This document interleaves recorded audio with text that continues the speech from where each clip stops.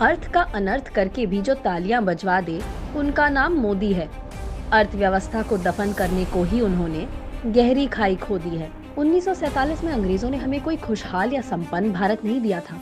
भुखमरी, अकाल, विभाजन, आर्थिक विपन्नता जैसे दाग अंग्रेजों ने हिंदुस्तान के माथे पर लगाए थे।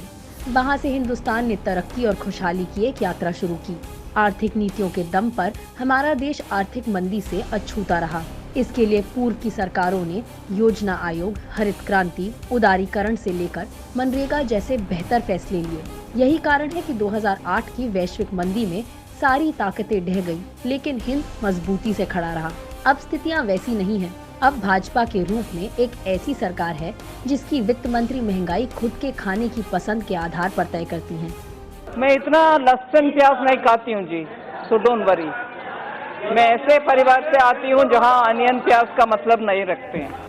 अब मोदी के रूप में एक ऐसे प्रधानमंत्री हैं जिन्होंने नोटबंदी से लेकर गब्बर सिंह टैक्स तक देश की अर्थव्यवस्था को तबाह कर दिया है। कोरोना में इसी भाजपा सरकार की नासमझी के कारण अर्थव्यवस्था को जो झटका लगा है, उससे उबरना लगभग मुश्किल नजर आ रहा है।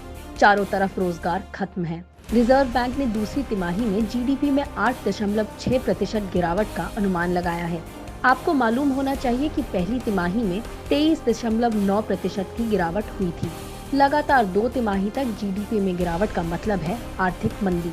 और हाँ, आजादी के बाद पहली बार देश के सामने आर्थिक मंदी जैसी स्थिति आई है। आर्थिक मंदी से घिरने से ज्यादा भयानक है प्रधानमंत्री मोदी, वित्त मंत्री निर्मला सीतारमण और पूरी भाजपा सरकार द्वारा इस संकट को लगभग नकार देना। इनकी गैर जिम्मेदारी वैश्विक स्तर पर देश को कई दशक पीछे कर देगी। ऐसे में यही कहा जा सकता है कि भाजपा ने अर्थव्यवस्था का दिवाला निकालकर देश की खुशियों के रंग में भंग डालने की पटकथा लिख दी है।